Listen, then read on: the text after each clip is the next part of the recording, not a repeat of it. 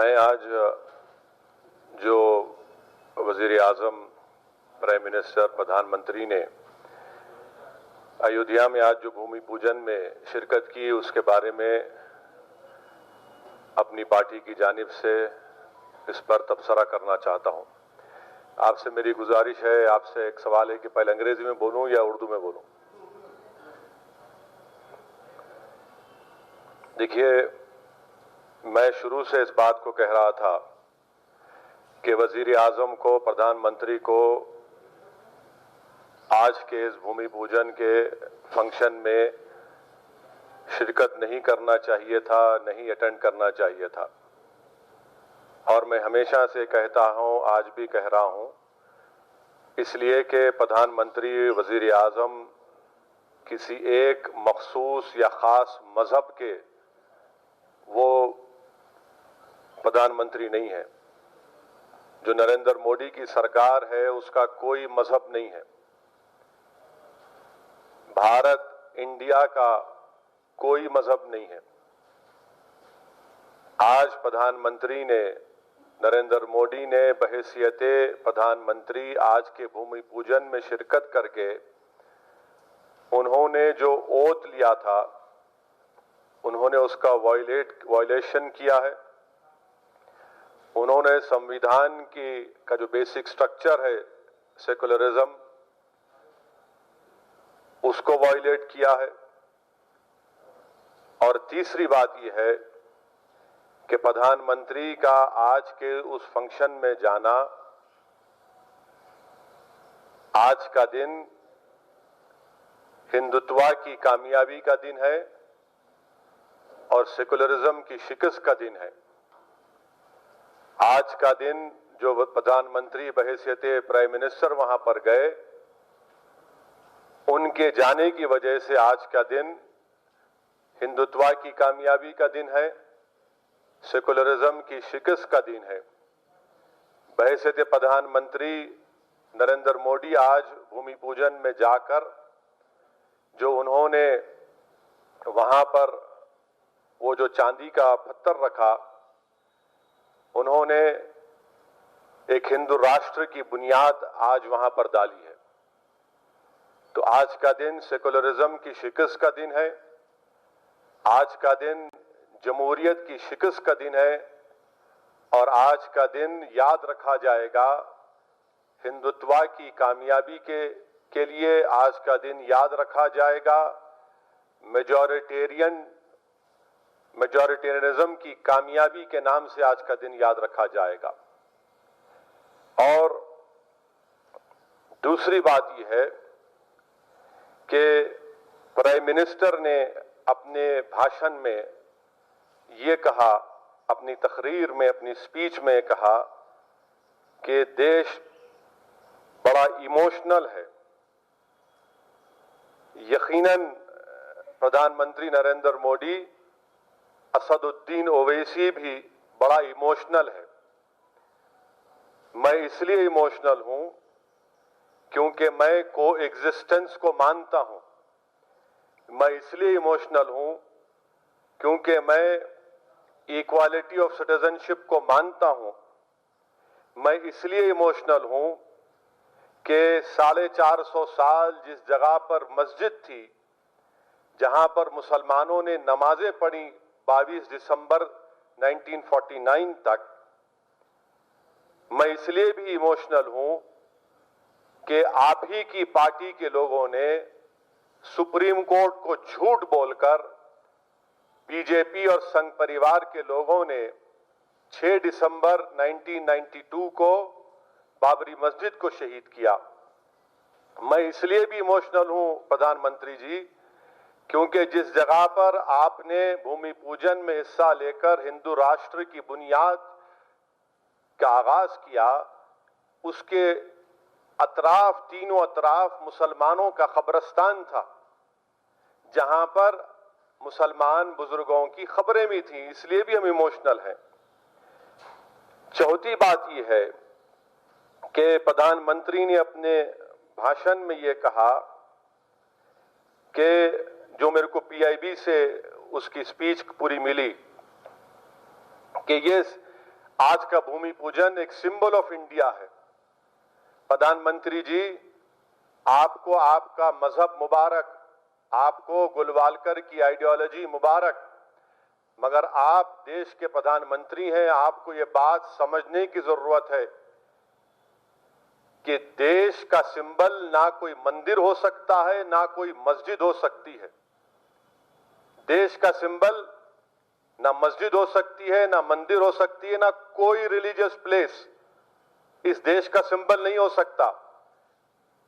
वो सिंबल हो सकता है किसी एक मजहब के लिए, किसी एक कल्चर के लिए, मगर वो इंडिया का सिंबल नहीं हो सकता।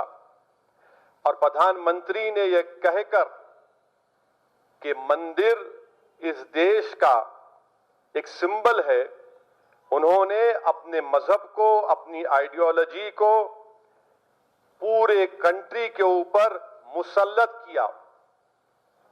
प्राइम मिनिस्टर ने आज ये अपनी स्पीच में ये बात कहकर मेजॉरिटेरियनिज्म को एंडोर्स किया।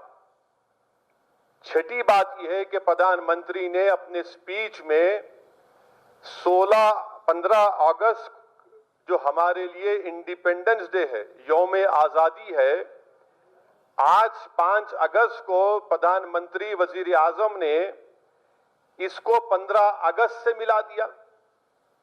हम फिर से वजीर आजम को और देश को बताना चाह रहे हैं कि 15 अगस्त हमारे मुल्क के लिए एक आजादी का दिन है। हिंदू, मुसलमान, सिख, ईसाई, बौद्ध सब ने मिलकर इस मुल्क को अंग्रेजों की गुलामी से आजाद करवाया और उनको शिकस्त दी।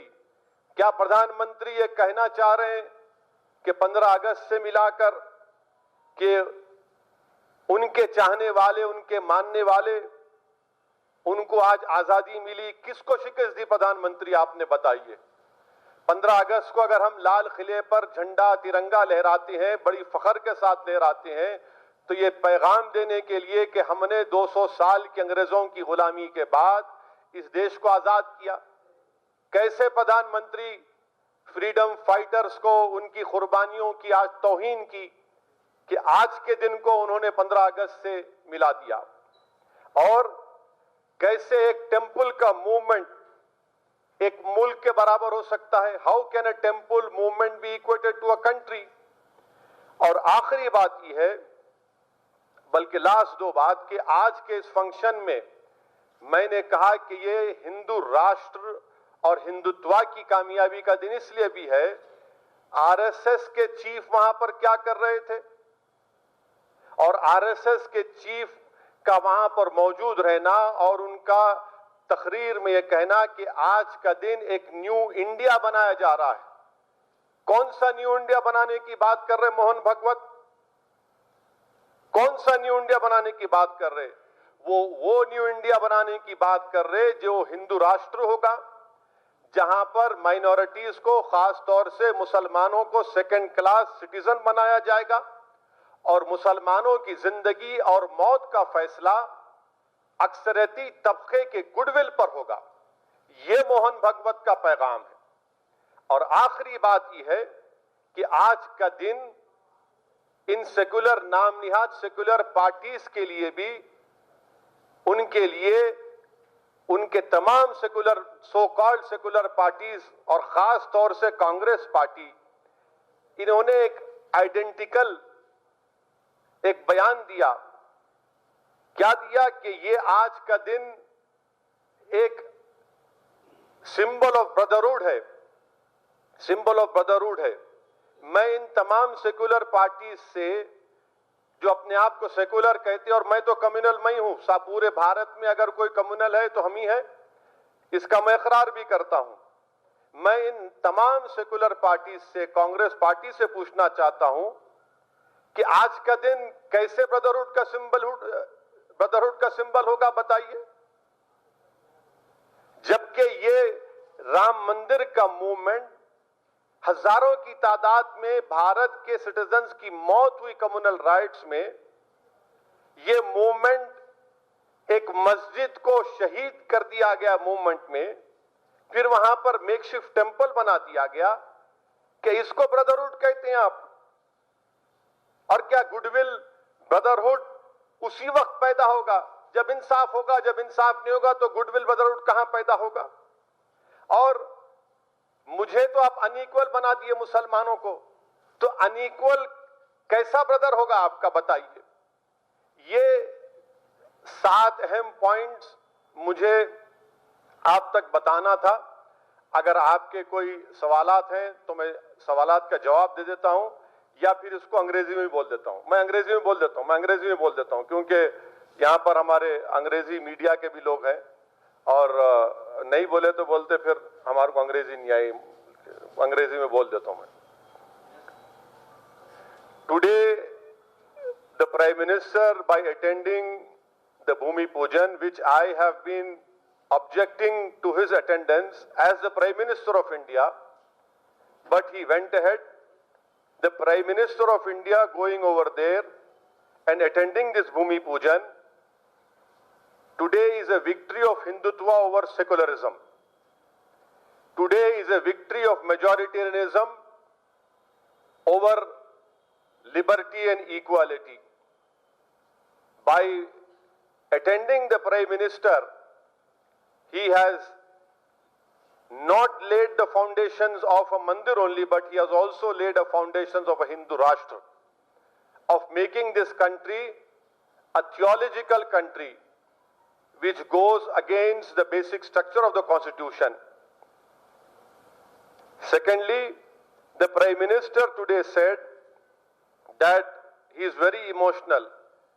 I want to tell the Prime Minister of India that Asaduddin Owaisi is equally emotional, because Asaduddin Owaisi and crores of people like me who are Muslim and Hindus and Buddhists and Sikhs, they are also emotional because they believe in coexistence, equality of citizenship. Mr. Prime Minister, I am emotional because for 450 years a masjid stood over there.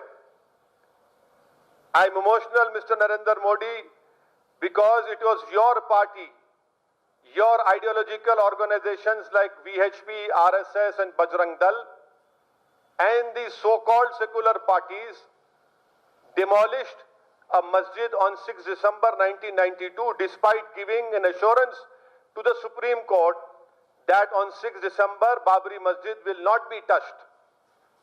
I am emotional, Prime Minister of India, because the place where you did Bhumi Pujan,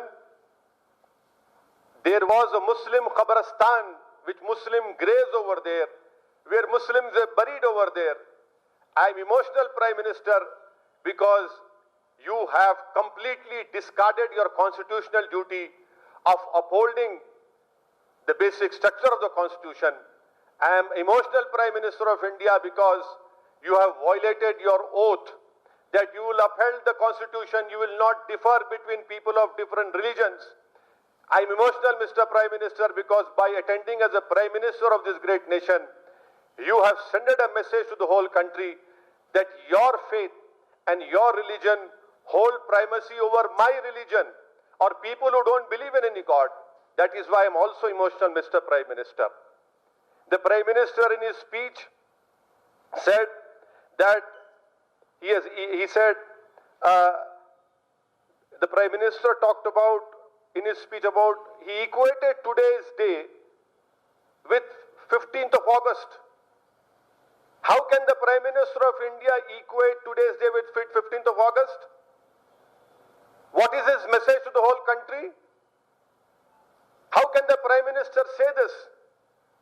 15th of August we celebrate and will continue to celebrate when Asaduddin Owaisi and Narendra Modi are not in this world, because we celebrate our freedom movement, our independence which we got from the Britishers who ruled this country for 200 years. And this independence was possible because Hindus, Muslims, Christians, Sikhs, Dalits, Adivasis, people who don't believe in any religion contributed and got this country independence. But how can the Prime Minister equate today's event with 15th of August? Mr. Prime Minister, let me remind you that 15th of August was a freedom movement which marks a defeat of 200 years of Gulami. Is he trying to say that his party, his ideological organizations got independence from whom? Did you defeat the people who prayed over there for 450 years? Is that what you are saying? And how can the Prime Minister say that today's event is, that this today's Bhumi Pujan is a symbol of India? No, Mr. Prime Minister, I strongly disagree with you. You are completely wrong. You are misleading this nation. A mandir, a masjid cannot be a symbol of India.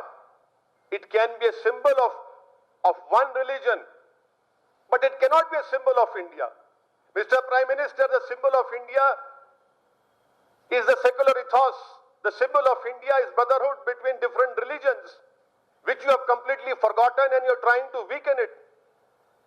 By saying that the Prime Minister of India is equating his own faith, he is endorsing his own faith and superimposing it on other people's faith who believe in different religions and cultures.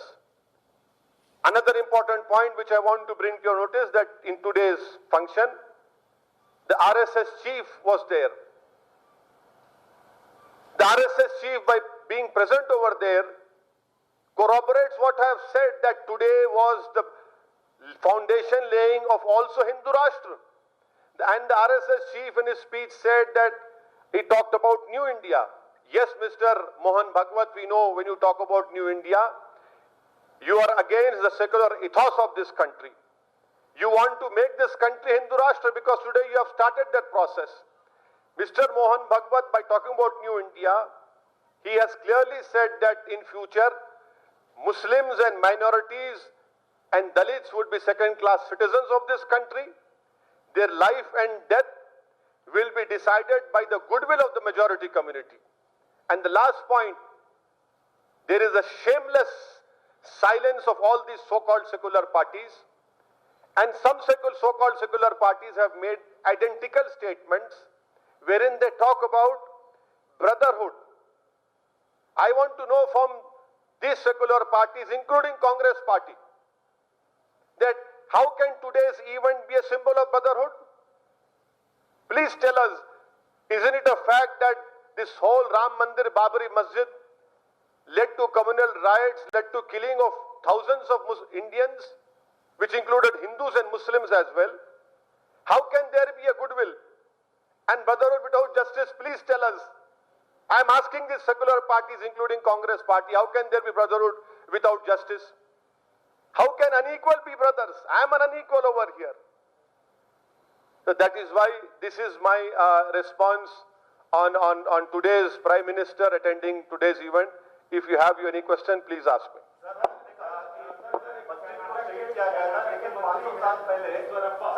Karnataka के एक मंत्री है Eshwarappa, KS. Eshwarappa, उन्होंने बोला है कि अब मथुरा और काशी का नंबर है, क्या कहेंगे आप? वो बिल्कुल अपने दिल की बात कह रहे हैं।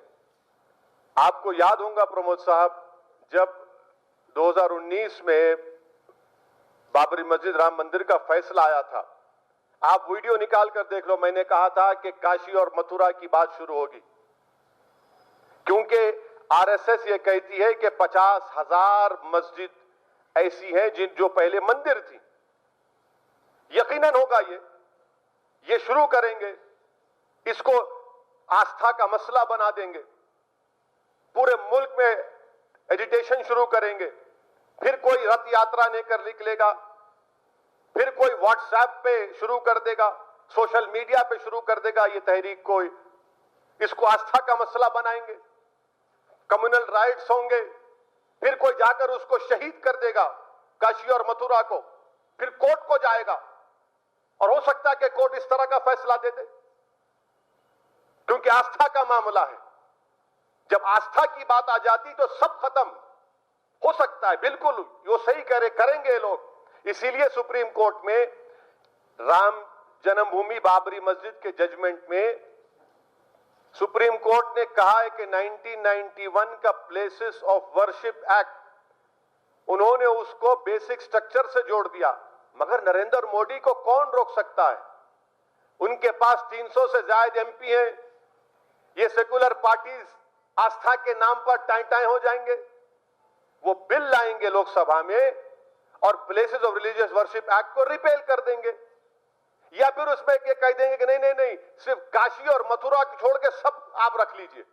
ये बराबर होगा देश में आइंदा, आप देखना, क्योंकि प्राइम मिनिस्टर, उनकी पार्टी सरासर नाकाम साबित हुई रोजगार में, इकोनॉमी को रिवाइव करने में, कोविड में। तो अब उनके लिए यही मसला होगा। और कौन पीछे जाएगा? देश का गरीब पिसा जाएगा, नौजवान पिसा जाएगा, मुसलमान पिसा जाएगा। होगा ये, आप देखना मेरी बात को। एक रिकंसिलिएशन का टाइम नहीं है, क्योंकि अभी भूमि पूजन हो गया, मंदिर कैसे भी बनेगा वहां पर। डोंट यू थिंक कि अभी मूव अहेड होने का टाइम है? नहीं, आप क्या चाहते हैं? मैं वैलिडेट कर दूं इस चीज को? क्या चाहते हैं आप? बताइए ना, देश को बताइए। आप जो बोल रहे रिकंसिलिएशन, क्या महात्मा गांधी के कातिलों को माफ कर दें, रिकंसिलिएशन हो जाएगा? दिल्ली के सड़कों पर जो सिखों को नंगा करके उनको कत्लेआम किया गया, उनको माफ कर दे कातिलों को, रिकंसिलिएशन हो जाएगा? 6 दिसंबर को सुप्रीम कोर्ट को एश्योरेंस देने के बाद बाबरी मस्जिद को शहीद किया गया, उनको माफ कर दे, रिकंसिलिएशन हो जाएगा? आप रिकंसिलिएशन हमसे क्यों कह रहे हैं? क्या प्रधानमंत्री ने अपनी पार्लियामेंट की स्पीच में नहीं कहा था कि 1200 साल की गुलामी? क्या वो रिकंसिलिएशन है? आज प्रधानमंत्री जाकर 15 अगस्त को हमारे फ्रीडम और यौम आजादी को आज के दिन से जोड़ते हैं, वो रिकंसिलिएशन होगा? बताइए आप। 450 साल जिस जगह पर मस्जिद थी, आपने उसको शहीद कर दिया, जिसको सुप्रीम कोर्ट ने नेशनल शेम कहा, क्रिमिनल एक्ट कहा। माफ कर दूं मैं, हम सब भूल जाएं। सुप्रीम कोर्ट नहीं कहा ना बात को, वो आप जजमेंट नहीं पढ़ते, परेशानी वही है आपसे। आप जी टीवी को बोलिए कि आपको अच्छा बैकअप दीजिए, जजमेंट पढ़ो सुप्रीम कोर्ट का, कहां लिखा बताओ, बताओ ना भाई। जजमेंट में कहां लिखा कि मंदिर को, राम मंदिर को तोड़कर मस्जिद बनाई गई? बताओ सुप्रीम कोर्ट के जजमेंट में आप। अरे आप मेरे भाई, अगर आप ज्यादा जाएंगे तो आपको, अब उत्तराखंड में जो 4 धाम मशहूर है, आप तो माशाल्लाह प्रैक्टिसिंग हिंदू हैं प्रसाद साहब, वहां की हाईकोर्ट ने क्या कहा कि बुद्धिस्ट ने उसको डिमोलिश किया था। अब क्या करेंगे आप? वो जजमेंट में कहा गया ना, अगर आप उससे ऊपर जाएंगे तो बहुत निकलेगा। रिकंसिलिएशन इंसाफ के ऊपर हो सकता है। अगर किसी के आंख में आंसू बह रहे हैं, उसको बोलेंगे बेटा दस्ती ले ले, आंसू पोंछ ले। जिसका खानदान बर्बाद हो गया, जिसके घर को शहीद कर देगा, बोलेंगे बेटा आंसू पोंछ ले, भूल जा। नहीं मेरे भाई, रिकंसिलिएशन उसी वक्त होगा जब इंसाफ होगा। इंसाफ से ही रिकंसिलिएशन हो सकता है। सर, बीजेपी के कुछ नेता कह रहे हैं कि कोर्ट से बन गया, हिंदू मुसलमान सपोर्ट कर रहे हैं, असदुद्दीन ओवैसी कब तक विधवा विलाप करेंगे? असदुद्दीन ओवैसी कब तक विधवा विलाप करेंगे? क्या मतलब उसका? जो विडो होती है उसको विधवा विलाप कहते हैं। विधवा है, विधवा विलाप कब तक आप विधवा को रहना? फिर ट्रिपल तलाक का कानून क्यों बनाए? मेरी लड़ाई अगर उसको कहते हैं कि एक बेवा की फरियाद है, तो यकीनन नरेंद्र मोदी जी, मैं उन बेवाओं की तरफ से लड़ रहा हूं जिनको आपके रथ यात्रा में, जिसके आप अडवाणी के साथ थे, जिसमें हिंदू भाइयों की भी, मुस्लिम भाइयों की भी बीवियां बेवा हो चुकी हैं। अगर उन बेवाओं के इंसाफ के लिए लड़ना, बेवाओं की फरियाद है, तो ओवैसी को फख्र है उस बात पर। बेवाओं की बात करना अगर इस मुल्क में गुनाह है, तो मैं गुनाह करता रहूंगा। उन बेवाओं के बच्चे यतीम हो गए, उन यतीमों के लिए लड़ना अगर मेरा गुनाह है, तो मैं गुनाह करता रहूंगा। कौन से ब्रदरहुड की बात कर रहे हैं? आप लोगों ने मस्जिद को शहीद किया था, नहीं किया था? क्या अडवाणी, मुरली मनोहर जोशी, उमा भारती आज बैठी थी? उमा भारती वहां पर चले गई आज, जो एक्यूज है बाबरी मस्जिद डिमोलिशन की। तो क्या बोल रहे हैं देश को आप? हां, मैं जब तक जिंदा रहूंगा, मेरी पार्टी जब तक इंशाअल्लाह अल्लाह सुबह क़यामत तक उसको आबाद और शादाब रखेगा, हम ये बात बोलते रहेंगे। हम अपनी नस्लों को सिखाएंगे कि जिस जगह पर बाबरी मस्जिद थी उस जगह पर बाबरी मस्जिद है। जिस वंस अ मस्जिद ऑलवेज अ मस्जिद हम कहते रहेंगे। आप किसी की बात कह रहे हो, बेवाओं की फरियाद, अगर बेवाओं की फरियाद है तो सही, कोई बात नहीं, मगर याद रखो ये इंसाफ की फरियाद भी है, ये संविधान को बचाने की फरियाद है, ये देश की रूह को बचाने की फरियाद है। आप बना लीजिए ना, आप नमाज भी पढ़ लीजिए, मेरे क्या करने का है, वो मेरे लिए मस्जिद ज़रारा है।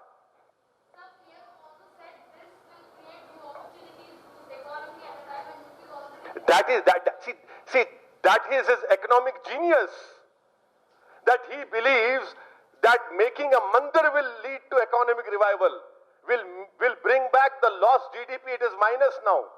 That is the economic genius of the Prime Minister. 12 crore people have lost their lives because of his unconstitutional and haphazard decision of imposing lockdown, and the Prime Minister says that it will lead to economic revival. Mr. Prime Minister, why don't you talk about economic revival of the whole Uttar Pradesh, the whole country? That is his economic genius. That is his understanding of basic economics. Good luck to him and good luck to people who have voted for him.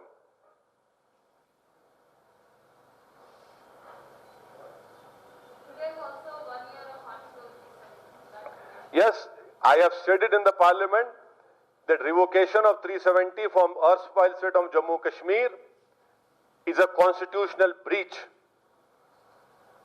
The revocation is unconstitutional. The government had no right to do it, but on the basis of the brute majority, they have done it. And it is an unconstitutional step which they have taken. भाई आप लोगों को कुछ पूछना है तो पूछो, हमारे मुखामी जो सहाफी, इतना खामोश मत बैठिए।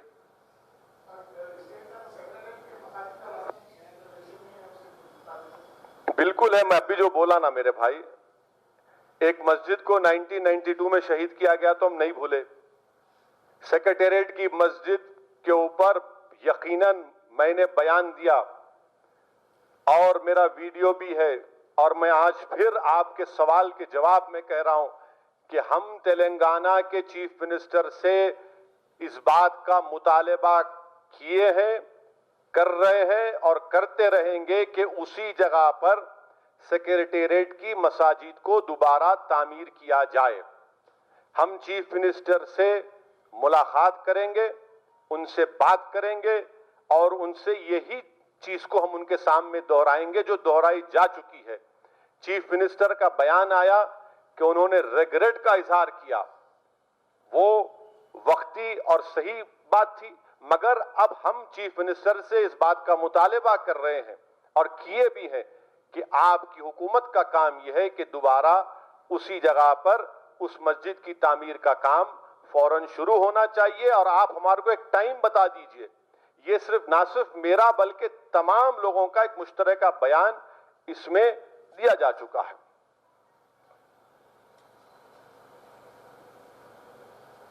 क्या बर्ख?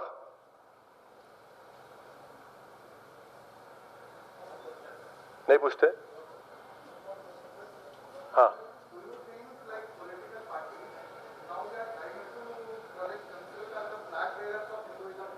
no, why don't you say Congress party, Navinder? Say it, Navinder, nothing will happen. I have tweeted yesterday, that is my statement. I have said to the Congress leader, अच्छा ये आप लोग जो है बड़े सिलेक्टिव है सवालात में, हर प्रेस कॉन्फ्रेंस में हर टीवी में बोलते आपके भाई आपके भाई। कल कांग्रेस के लीडर जो ट्वीट करे नहीं पूछी आपके भाई, क्यों नहीं पूछे भाई आप लोग? उनके भाई बोले थे 2007 में, हम लोग होते तो मस्जिद शहीद नहीं होती। Fact of the matter is Navendra that it is the Congress party who is equally responsible for the demolition of Babri Masjid. 1949, 22nd December, on the night of 22nd and 23rd December, in a very cowardly and a surreptitious way, idols were placed inside the Babri Masjid inside what we call as Mimbar-e-Rasool. Who was the Chief Minister? G.B. Pant. Who was the Prime Minister? The great Nehru. And what did the Prime Minister do? He only wrote a letter to G.B. Pant, please uphold secularism and this and that. What did G.B. Pant do? G.B. Pant as the Chief Minister could have equally told that the then DM K.K. Nair to immediately remove those idols which they have trespassed into a masjid. That is an offense. But he didn't do that. You know what K.K. Nair told G.P. Pant? He wrote a letter and he said that if you force me, you can transfer me, I will not do it. And what happened? K.K. Nair contested on the ticket of Jan Sangh and he became a member of parliament. He became a member of parliament. Secondly, 1986, the locks of Babri Masjid were opened. The Muslim side was not even given an opportunity in front of a district judge to say our views. Half an hour of hearing, Nabender, and 15-20 page order was issued. Please remember, 86 there was no computer. There was a typewriter. Half an hour hearing, 15-20 page order was given. And within 45 minutes the locks were opened. And when the locks were opened, who was there? No, it was the then Congress Chief Minister was present when the locks were opened. Who was the Prime Minister? The late Shri Rajiv Gandhi. 89 Shilanyas was done. Do you know when the first stone was laid for a Ram temple in 89, you know who was the chief guest? Bhuta Singh as the Home Minister. N.D. Tiwari was the Chief Minister of UP. Do you know in 1984, this Ram Janambhoomi meeting of 1,000 sadhus was done in Vigyan Bhavan of Delhi. Who gave that Vigyan Bhavan? Who was in power at that time? And now Congress party says all this nonsense to us. These secular parties have been exposed completely now. And another point which I want to say, कि बहुत से लोग मुझे phone करके मुख्तलिफ मुल्क के मुकामात से, जिसमें बहुत से मजहब के लोग हैं, खास तौर से दलित और मुसलमान हैं, जो आज भी इस मुल्क के सेकुलरिज्म पर यकीन रखते हैं, वो मुझको फोन करके कह रहे कि साहब हम बड़े मायूस हैं, हम बड़े अपने आप को अकेला महसूस करते हैं। मैं उन तमाम से कहना चाह रहा हूं कि आपको हरगिज मायूस होने की जरूरत नहीं है, आपको हरगिज अकेला महसूस होने की जरूरत नहीं है। ये हुकूमत है जिसके प्रधानमंत्री नरेंद्र मोदी हैं, वो सेकुलरिज्म को खत्म करके हिंदू राष्ट्र को कायम करना चाहते हैं, मगर हमको नाउम्मीद होने की जरूरत नहीं है। मुझे यकीन है कि आज भी हमारे मुल्क इंडिया में ऐसे करोड़ों हमारे हिंदू भाई हैं जो हिंदुत्व की आइडियोलॉजी को नहीं मानते और कभी नहीं मानेंगे। मुझे यकीन है कि हम और वो और दलित हमारे भाई जो कभी नहीं मानते हिंदुत्व की आइडियोलॉजी को, ये वक्त जमहूरी तरीके से हिंदू राष्ट्र के रास्ते को जो क़याम किया जा रहा है, उसको एस्टैब्लिश किया जा रहा है, उसको डेमोक्रेटिक तरीके से रोकने की जरूरत है। मैं इंडिया के हमारे इंडियन मुस्लिम से भी कहना चाह रहा हूं कि हरगिज मायूस होने की जरूरत नहीं है। हस्बुनल्लाह व निअमल वकील, आपको हरगिज मायूस होने की जरूरत नहीं है। हमारा काम जिद्दोजहद करना है, हम जिद्दोजहद करते आए हैं। हमारे बुजुर्गों ने बाबरी मस्जिद को बचाने की कोशिश की हमारे सेकुलर हिंदू भाइयों के साथ, मगर तमाम सेकुलर पार्टीज ने हमको धोखा दिया। आज भी हमको कोशिश करना है।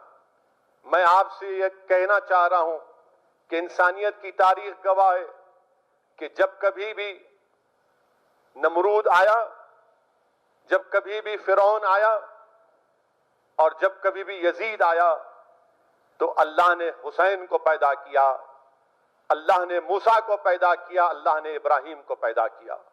हमारा काम इंसाफ के लिए लड़ना है। ये बाबरी मस्जिद की लड़ाई इंसाफ की लड़ाई है, ये कोई मुसलमानों की लड़ाई नहीं है। ये भारत के संविधान को बचाने की लड़ाई है, ये इंडिया की रूह को बचाने की लड़ाई है। और ये जद्दोजहद हमको जारी रखना पड़ेगा।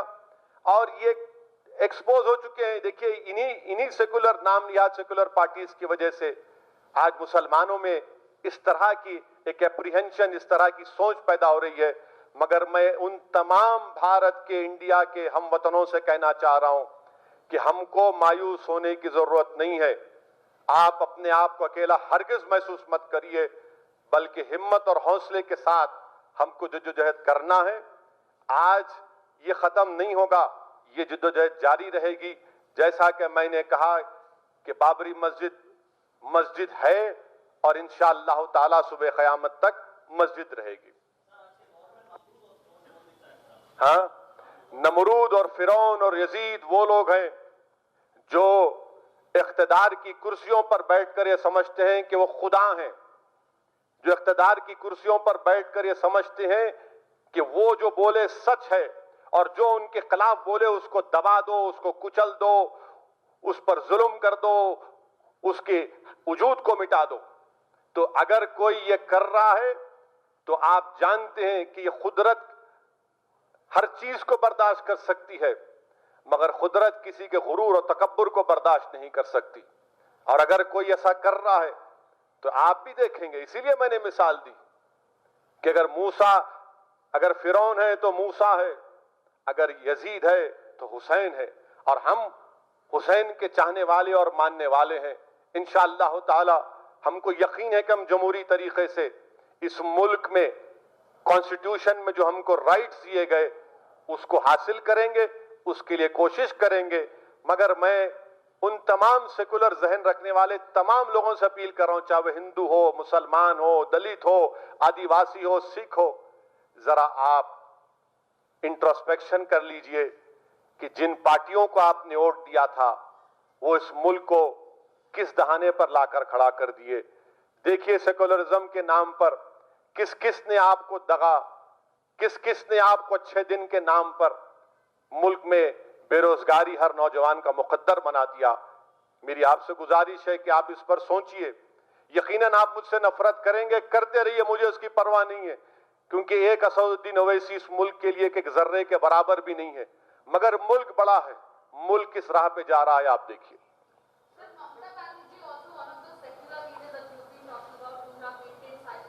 Yes, everyone has maintained a radio silence. Everyone has maintained a radio silence. Why? Because they are worried about they will not get that particular section of society vote. That is why this is a deliberate silence. This is a deliberate silence. If not today, when will you raise your voice? Please tell me. When will you raise your voice? If not today. This is the time to raise your voice, to protect the secularism, the basic ethos of this country. By your silence, you are acquiescing, you are supporting the Hindutva ideology. Sir, top 3 names जिसका Teflon हो गया है बोली में। हाँ? Top 3 leaders जिनका अभी Teflon हो गया है। पूरों का इस हम्माम में सब नंगे हैं।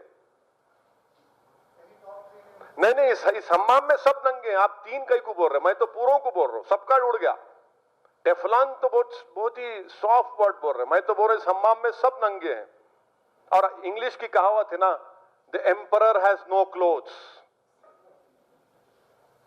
आज नरेंद्र मोदी वहां पर गए, एक कॉन्करर के रूप में गए हैं वो। ठीक है, टिक टाक नहीं होगा भाई।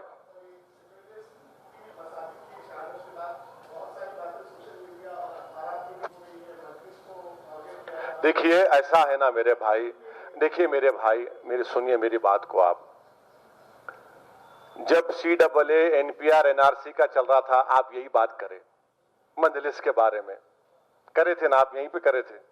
क्या हुआ वो? क्या हुआ बोलो? टाइम हुआ ना, CM के पास गए, असेंबली में रेजोल्यूशन पास हुआ। मैं इनको बोलना चाह रहा हूं, भाई साहब आप हमारी मुखालिफत करना है करो, मगर हर चीज पे ले जाके दूल्हे भाई को बिठा देना ये तो अच्छी बात नहीं है ना। मैं चीफ मिनिस्टर हूं क्या? मगर हम सुनिए और आप अब देखिए, अब आप बहस करना चाह रहे, आ जाओ कुर्सी, लाइव टेलीकास्ट कर लेंगे। नहीं सुनो, ठहरो चितारे, तब बेचैनी कहीं को हो रही, दर्द हो रहा तो ठहरो, जरा पानी पिलाओ जी उनको। देखिए, जो कोई बोल रहे हैं वो मंजलिस की मुखालिफत में बोल रहे हैं, उनका इख्तियार है, बोलते रहो, मेरे को फिक्र नहीं है, मगर काम तो हम ही करेंगे जमीन पे इंशाअल्लाह ताला, और अल्लाह ने चाहा तो यकीनन हमको कामयाबी मिलेगी। और कुछ है भाई? हमारे कृष्णा गारू, चपंडी, हाँ हाँ, आशीष, हाँ नहीं, लाइव नहीं है। अरे टाइम्स नाउ वाले आप खामोश बैठे, बोलो भाई। नहीं, टिकटॉक नहीं जाने का।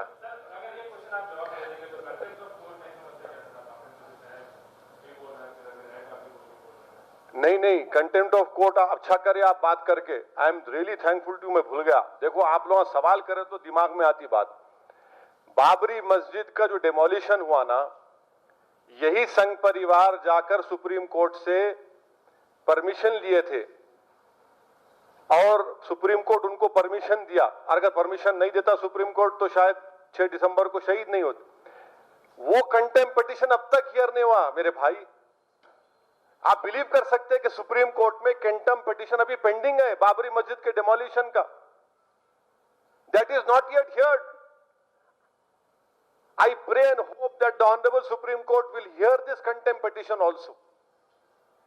और मैं सुप्रीम कोर्ट का कोई कंटेम्प्ट नहीं कर रहा हूं, मैं तो कह रहा हूं ना कि सुप्रीम कोर्ट आखिरी कोर्ट है हमारा, आखिरी एपेक्स कोर्ट है, फैसला उनका फाइनल है। सुप्रीम कोर्ट के फैसले से हम डिफर कर रहे हैं, और डिफर करना कोई गुनाह नहीं है मेरे भाई।